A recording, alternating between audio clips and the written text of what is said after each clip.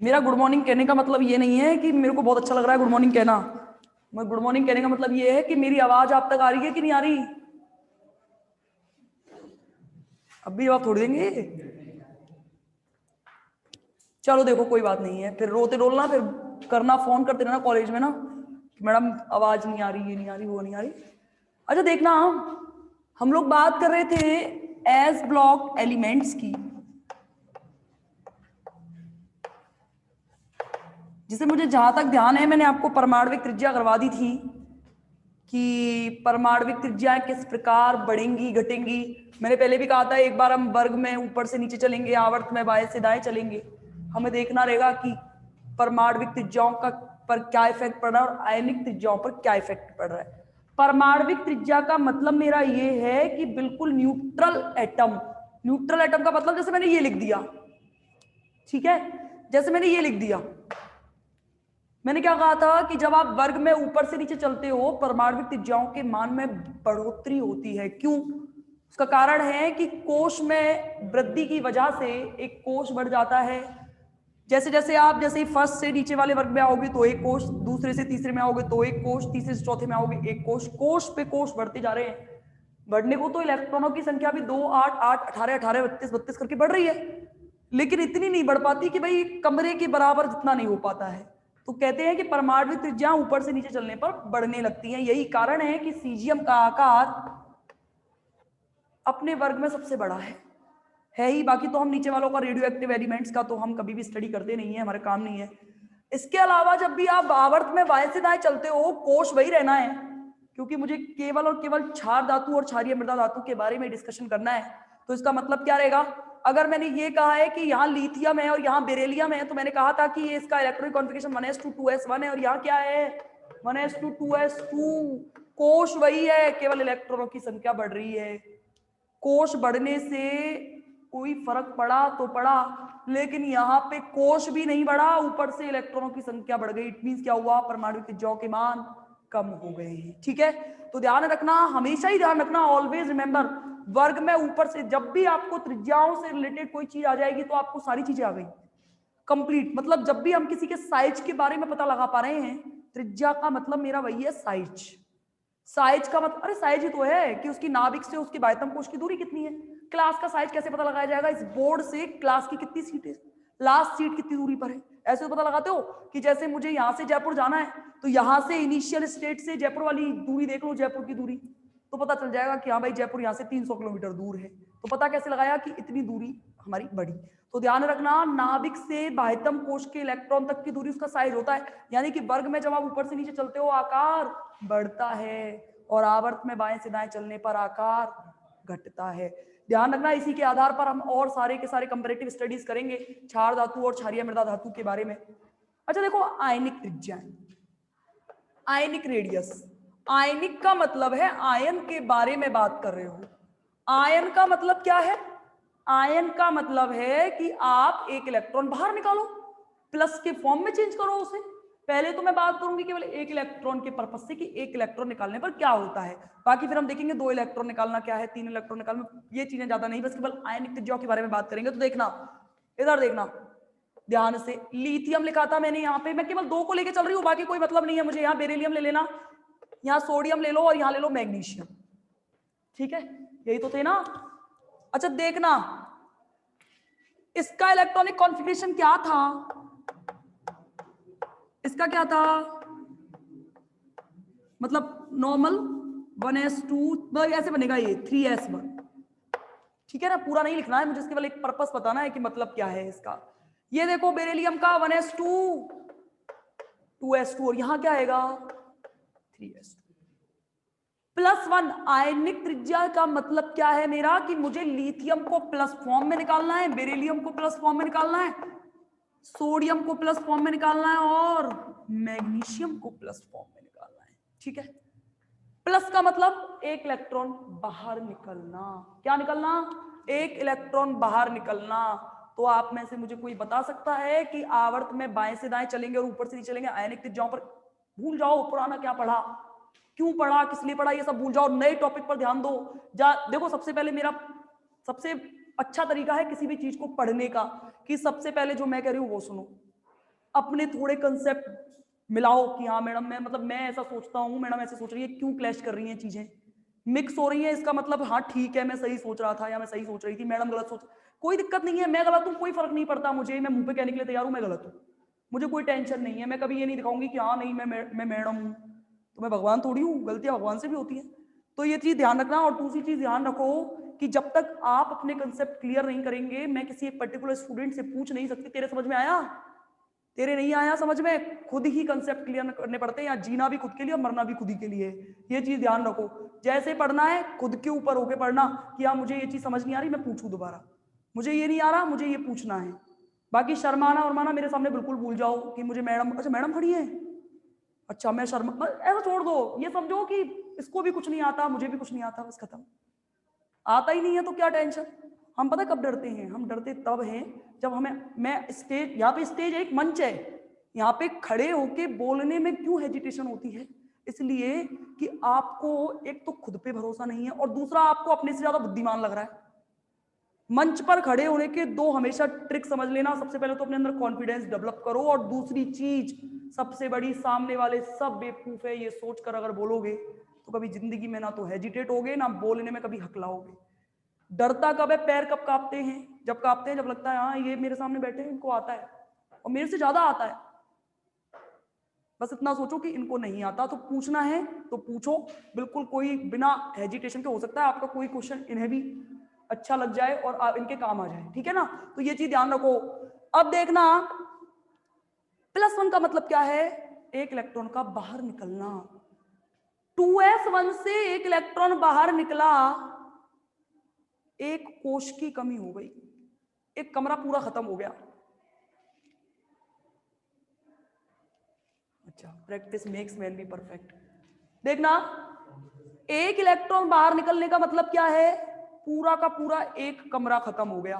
कहने का मतलब क्या है कि जैसे अगर ये एक कमरा है और इसके जस्ट बगल में एक स्टूडेंट और बैठा है, मेरा पूरा कंसंट्रेशन अभी देखो, अभी क्या है, मेरा पूरा कंसंट्रेशन आपके ऊपर है, ऑनलाइन वाले बच्चों के ऊपर है। मान लो इतने ज्यादा स्टूडेंट आ जाएं कि वो स्टूडेंट ऐसे हो कि एक और कमरा है उसमें जाके बैठ जाएं, तो मेरा ध्यान डाइवर्ट जरूर होगा। क्यों, मेरे को लगेगा कि मुझे इनको भी बताना है उनको भी बताना है।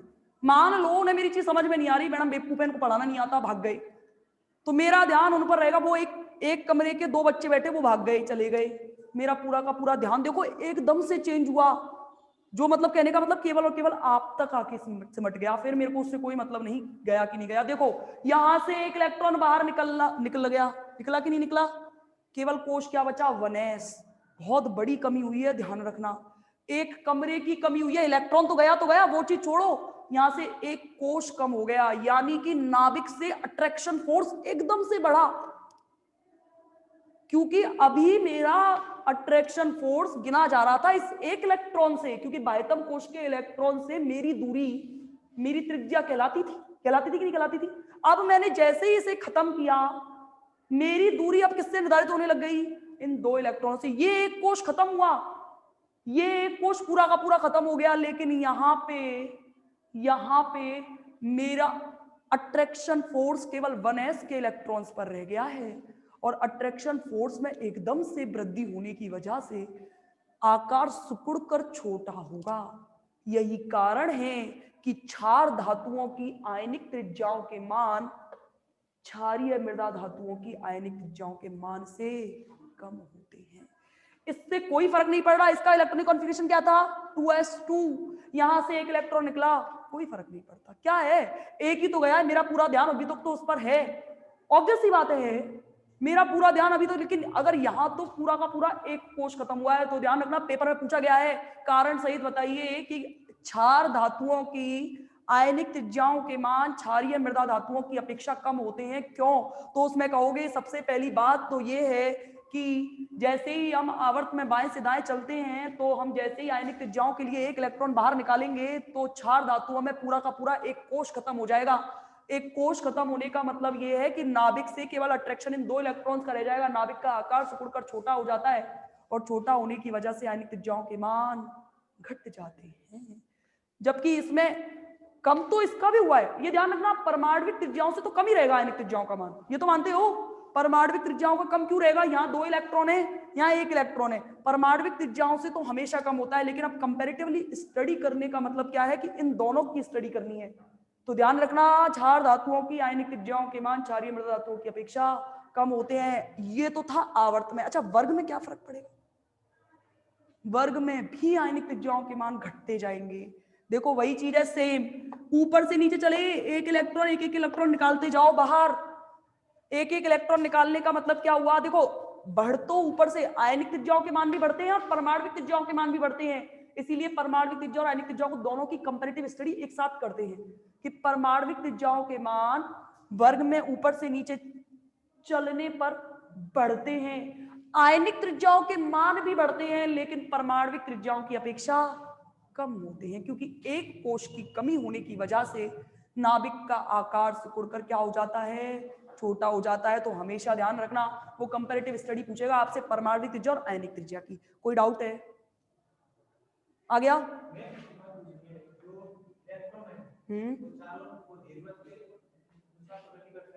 नहीं, ये चीज अभी नहीं पढ़ेंगे हम, क्योंकि ना ये पीरियोडिक, अब आप जो कह रहे हो वो बिल्कुल सही बात है। रदरफोर्ड का नियम कहता था कि कोई भी, ये बहुत डीपली बात है, थर्ड ईयर तक की चली जाती हैं। इसका मतलब ये है, ये कहना चाह रहे हैं कि मैडम यहाँ नाभिक है, इलेक्ट्रॉन कॉन्टिन्यूसली चक्कर कर रहा है, हम जानते हैं ये गोलाकार पथ में गति करता है, तो ऐसा होना चाहिए कि इलेक्ट्रॉन चक्कर लगाते लगाते गिर जाना चाहिए। आप ये पूछना चाह रहे हो? अब इलेक्ट्रॉन चक्कर लगाते लगाते अब ये कह रहा है कि इसके बारे में पथाकार अध्ययन में कहा गया कि दीर्घवृत्ताकार पथ में गति करता है। इलेक्ट्रॉन यहां से लेके यहां तक जाएगा, एनर्जी कम हुई, वापस अपनी एनर्जी इंक्रीज करेगा, फिर घटाएगा, यानी कि टोटल एनर्जी इक्वल रहेगी। इन सब चीजों के बारे में हम स्टडी यहां नहीं करते। त्रिज्या का मान घटता बढ़ता, यही तो दिक्कत है ना, कि अभी तक तो हम यहाँ स्टडी केवल इसकी स्फेरिकल मोड में ही करेंगे। अभी तक स्टडी, जब तक ये वाली सब चीजों का जो हम स्टडी करते हैं वो करते हैं फिजिकल केमिस्ट्री के अंदर, जबकि इनऑर्गेनिक का पूरा बेस गोलाकार के रूप में ही माना गया है। ये ध्यान रखना, पूरी पीरियोडिक टेबल बिल्कुल रॉन्ग हो जाएगी। कहने का मतलब, हम उसकी कभी भी अगर हमें दीर्घवृत्ताकार पथ के रूप में अध्ययन करना पड़ गया ना, तो फिर ये सब फेल है। तो मान के ऐसे चलते हैं कि ये गोलाकार ही है, जबकि अभी तक एग्जैक्टली इनकी जो शेप है अभी तक पता नहीं चली है किसी को भी कि हाँ ये पता लो, ये एक बार में ये कोई नहीं कहता कि ये गोलाकार है। सबसे ज्यादा जो इंपॉर्टेंट थ्योरी है वो है क्वांटम थ्योरी। ध्यान रखना, जब आप थर्ड ईयर क्लास में जाओगे तो एक यूनिट है फिजिकल की, क्वांटम मैकेनिक्स के नाम से, जो फिजिक्स में भी क्रैश करेगी, जो यहाँ पे मैथमेटिक्स के स्टूडेंट बैठे हैं। क्वांटम मैकेनिक्स में अलग अलग थ्योरीज के अलग अलग, मतलब वैज्ञानिकों के नाम के आधार पर अलग अलग थ्योरीज दी गई हैं। उन थ्योरीज में क्या होता है, देखो, किसी ने दीर्घवृत्ताकार माना है, किसी ने वृत्ताकार माना है, किसी ने कोई शेप मानी है, किसी ने कोई शेप मानी है। ये ध्यान रखना, कोई भी चीज की कमी को परफेक्टली कोई नहीं है, कोई ये नहीं कह सकता ये दीर्घवृत्ताकार है, कोई ये नहीं कह सकता ये वृत्ताकार है। जिस दिन एग्जैक्टली यानी कि पूरे के पूरे प्रमाण मिल जाएंगे ना इसके रूप में कि हाँ ये वृत्ताकार है, ये दीर्घवृत्ताकार है, तब हम इसकी स्टडी को चेंज कर देंगे। लेकिन चूंकि अभी हम इसके बारे में, आप क्योंकि आपको लग रहा है 12th पढ़ के आए हो, थोड़ा बहुत पढ़ा होगा आपने, लेकिन जब भी कभी पीरियोडिक टेबल की स्टडी करोगे ना, हमेशा स्फेयर शेप मान के करनी पड़ेगी, अदरवाइज ये सब गलत हो जाएंगे। फिर तो मैं बिल्कुल गलत हो गया, फिर तो त्रिज्याओं के मान कॉन्टिन्यूसली घटते जाएंगे, बिल्कुल गलत। फिर तो ये हो जाएगा कि आयोडीन का आकार सबसे छोटा है, जबकि हम अच्छे से जानते हैं आयोडीन का आकार सबसे बड़ा है। हम अच्छे से जानते हैं पूरी पीरियोडिक टेबल में कौन सा तत्व ऐसा है जिसका आकार सबसे बड़ा है, बताओ बताओ? सीजियम। ऑलवेज रिमेंबर, वर्ग में ऊपर से नीचे चलने पर आकार बढ़ रहा है, आवर्त में बाएं से दाएं जाने पर आकार घट रहा है, तो सबसे बड़ा साइज इसी का ही तो होगा, तो सीजियम का आकार सबसे बड़ा होता है।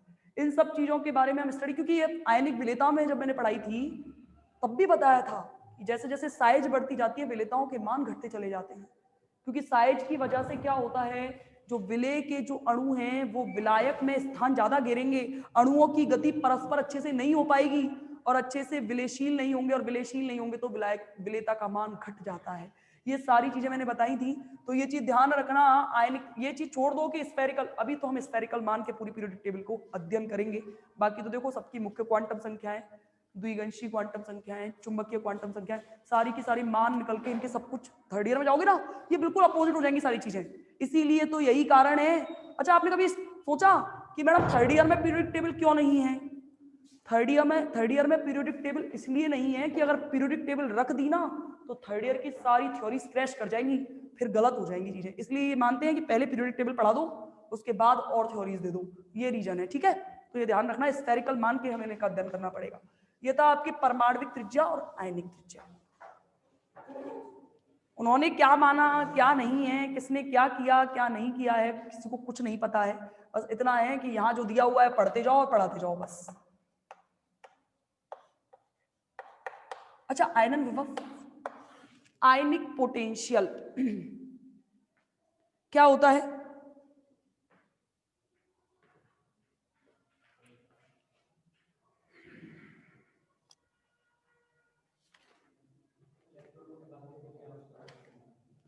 हाँ, क्या? इलेक्ट्रॉन को, किसी भी इलेक्ट्रॉन को, क्या? हाँ, बाह्यतम कोश के अंतिम इलेक्ट्रॉन को निकालने के लिए जो आवश्यक ऊर्जा हमें चाहिए होगी वो उसका आयनन विभव कहलाती है।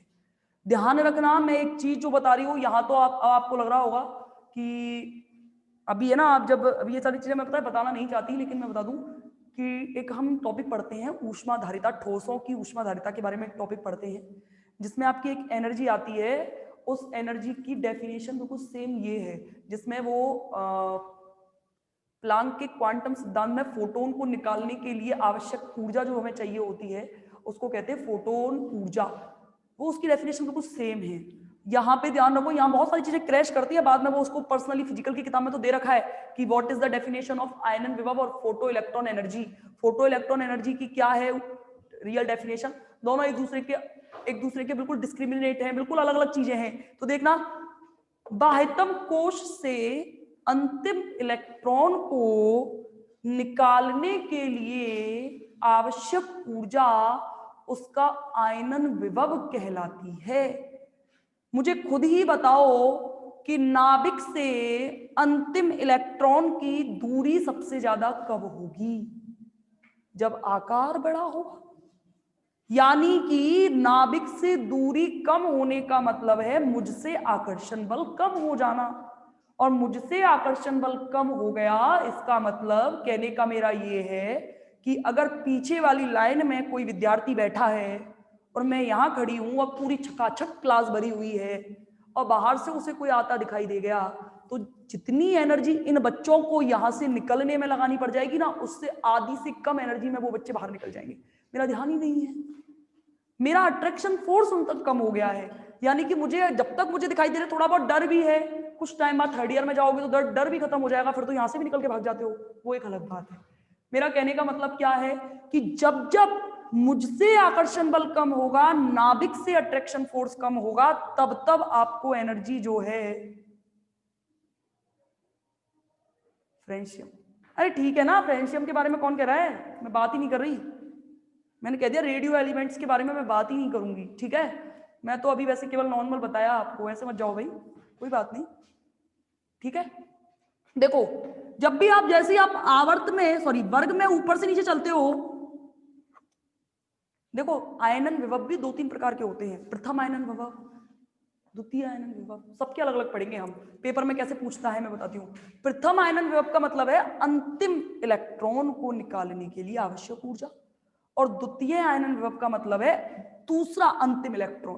कहने का मतलब ऐसे लाइन लगी हुई है, ये मेरा नाभिक है, नाभिक से एक तो इस इलेक्ट्रॉन को निकालने के लिए आवश्यक एनर्जी जो चाहिए वो मेरा प्रथम आयनन विभव कहलाएगी, और इस दूसरे इलेक्ट्रॉन को निकालने के लिए जो एनर्जी चाहिए होगी वो द्वितीय आयनन विभव कहलाएगी, तीसरे को तृतीय आयनन विभव, द्वितीय तक ही पढ़ना है हमें। तो ऐसे तो पढ़ते जाओ, ऐसे तो सारे जीरो भी होती है, सब हो जाते हैं, 4, 5, 10, 11, 12 कितने जाने आयनन विभव होंगे, हमें सिर्फ दूसरे तक पढ़ लो और कुछ नहीं है। देखो ध्यान से देखो, सबका आपको इलेक्ट्रॉनिक, देखो सबसे पहले तो इलेक्ट्रॉनिक, इसलिए मैंने इलेक्ट्रॉनिक कॉन्फ़िगरेशन आपको लिखना सिखाया था, और बाह्यतम कोश का इलेक्ट्रॉनिक विन्यास तो हर विद्यार्थी को आना चाहिए।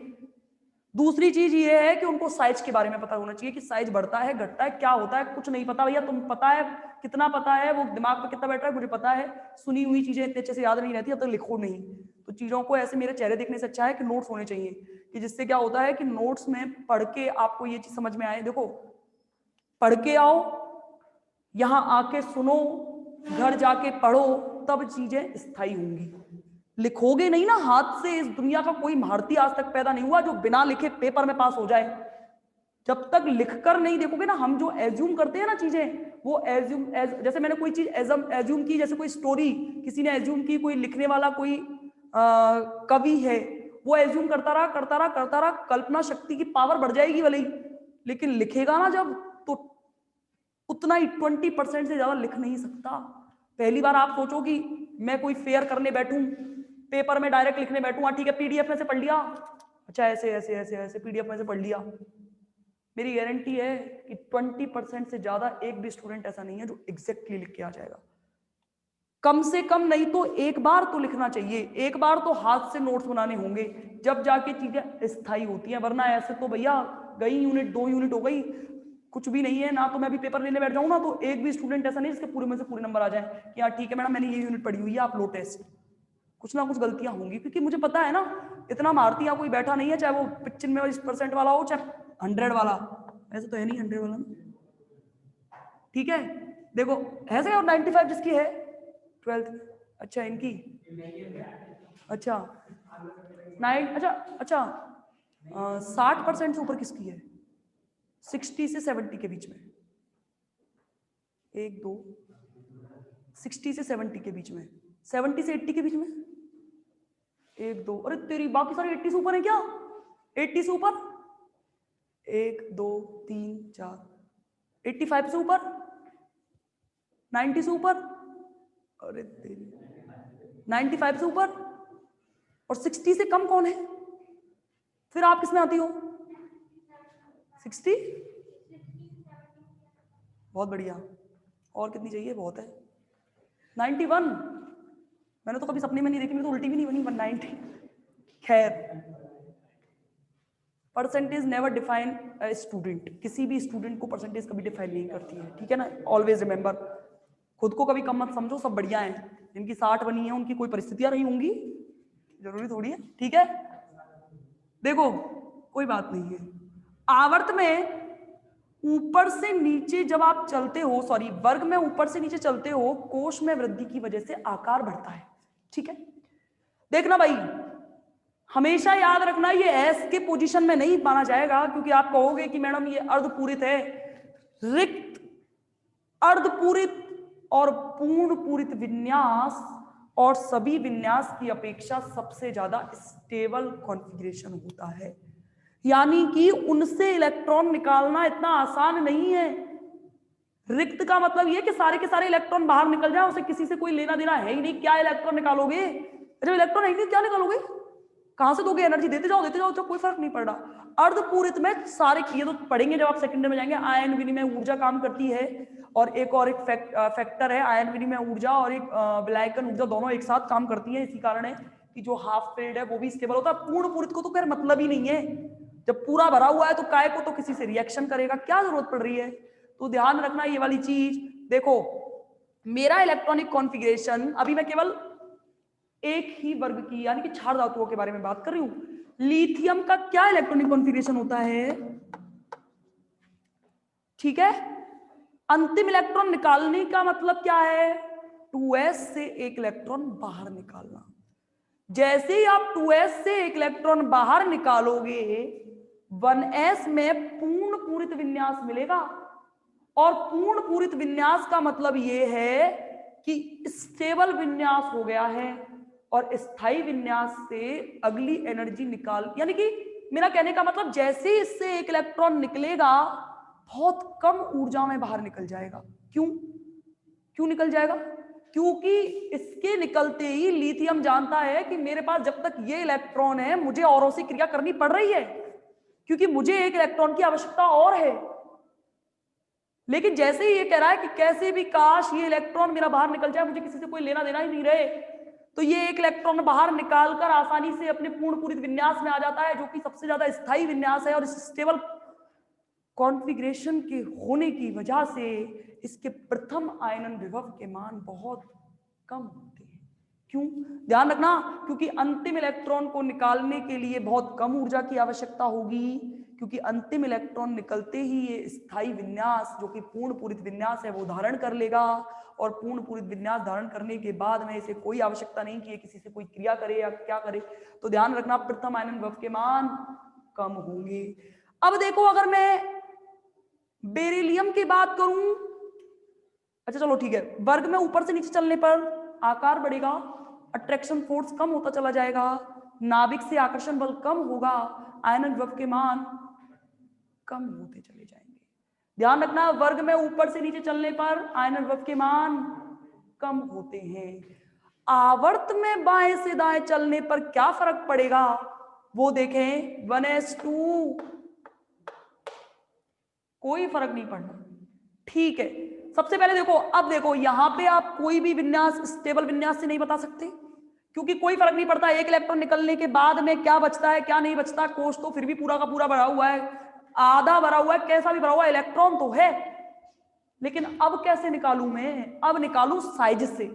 देखो आवर्त में बाएं से दाएं चलने पर साइज घट रहा है, और साइज घटने का मतलब क्या है, नाभिक का अंतिम इलेक्ट्रॉन से आकर्षण बल बढ़ रहा है, और अगर आकर्षण बल बढ़ रहा है तो इलेक्ट्रॉन को निकालने के लिए एनर्जी ज्यादा देनी पड़ेगी।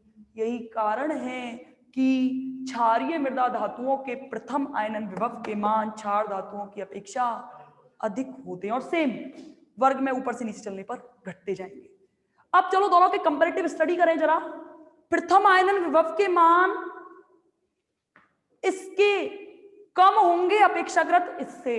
क्यों होंगे कम, क्योंकि यहां तो कोई फर्क नहीं पड़ा, लेकिन इसका अंतिम इलेक्ट्रॉन निकलने के बाद में ये जरूर स्टेबल विन्यास धारण कर रहा है, तो ये चाह रहा है फटाफट से निकले, जरा सी भी जरूरत है जरा सा गर्म करो, इतना सा भी गर्म करने की आवश्यकता नहीं पड़ेगी, एक इलेक्ट्रॉन भाग जाएगा फटाफट से। और इसमें तो कोई फर्क नहीं पड़ा, जैसा चल रहा है वैसा चलता रहेगा। तो ध्यान रखना, प्रथम आयनन विभव के मान इसके कम होंगे इससे। ठीक है, अब बात करेंगे द्वितीय आयनन विभव की। द्वितीय आयनन विभव में देखो, द्वितीय आयनन विभव क्षार धातुओं के क्षारीय मृदा धातु की अपेक्षा बहुत ज्यादा होते हैं। क्यों होंगे, ये निकल गया, अब एक इलेक्ट्रॉन निकाल के तो दिखाओ, कितना स्टेबल कॉन्फ़िगरेशन है। इतना स्थायी विन्यास होने के बाद क्या कोशिश है किसी की कोई बहुत पक्की दोस्ती को तोड़ दे, साम दाम दंड भेद प्रयास करने पड़ जाएंगे। अरे इतना नहीं, मजाक कर रही हूं, मतलब ज्यादा एनर्जी देनी पड़ेगी। कंपैरेटिव स्टडी का मतलब ये है कि स्टेबल विन्यास होने की वजह से, पूरा भरा हुआ कोश होने की वजह से, पूर्ण पूरित विन्यास होने की वजह से दूसरा इलेक्ट्रॉन निकालना आपको बहुत मुश्किल हो जाएगा, जबकि इसमें एक इलेक्ट्रॉन तो बच गया। एक प्रथम आयनन विभव तो बताई चुकी हूं, द्वितीय आयनन विभव में मतलब क्या है, एक इलेक्ट्रॉन और निकलना है। क्यों नहीं निकलेगा, आराम से निकलेगा, क्योंकि एक इलेक्ट्रॉन निकलने के बाद ये भी तो स्टेबल विन्यास धारण करेगा, और स्टेबल विन्यास धारण करने का मतलब क्या है कि अपना दूसरा इलेक्ट्रॉन बड़ी ही आसानी से निकाल देगा। यही कारण है, ये पूछता है पेपर में, पर्टिकुलर क्वेश्चन आया है, NaCl बनता है NaCl2 क्यों नहीं बन सकता, क्योंकि प्रथम आयनन विभव के मान बड़े ही कम होते हैं इसके। लेकिन द्वितीय आयनन विभव, सोडियम क्षार धातु का एलिमेंट है, और क्षार धातु का एलिमेंट का मतलब क्या है कि इसके जब तक एक इलेक्ट्रॉन क्रिया करेगा तब तक तो NaCl बनाएगा, और जब तक दो करेंगे जब NaCl2 बनाएगा। एक इलेक्ट्रॉन तो आसानी से क्रिया करेगा क्योंकि हम देख चुके हैं, लेकिन दूसरा इलेक्ट्रॉन क्रिया करने के लिए आपको एक स्टेबल विन्यास में से निकालना पड़ेगा। यही कारण है कि NaCl बनता है NaCl2 नहीं बनता है। ध्यान रखना, द्वितीय आयनन विभव के मान क्षार धातुओं के अधिक होते हैं अपेक्षाकृत क्षारीय मृदा धातुओं से। प्रथम आयनन विभव के मान इनके ज्यादा होते हैं बजाय इसके। तो दोनों में मैंने फिर भी बोला ना, साइज पता होगा तो आप किसी भी क्वेश्चन का आंसर आसानी से दे सकेंगे, और अगर साइज नहीं पता होगा तो कोई भी क्वेश्चन का आंसर आप दे नहीं सकेंगे। कोई भी चीज हो, चाहे वो विद्युत ऋणता हो, चाहे वो मानक अपचयन विभव हो, कोई भी चीज हो, हमेशा ध्यान रखना, जब तक आपको उनके आकार के बारे में नहीं पता हुआ होगा आप कुछ नहीं निकाल सकते। रिज्वाइन करवाना है करो। बेरिलियम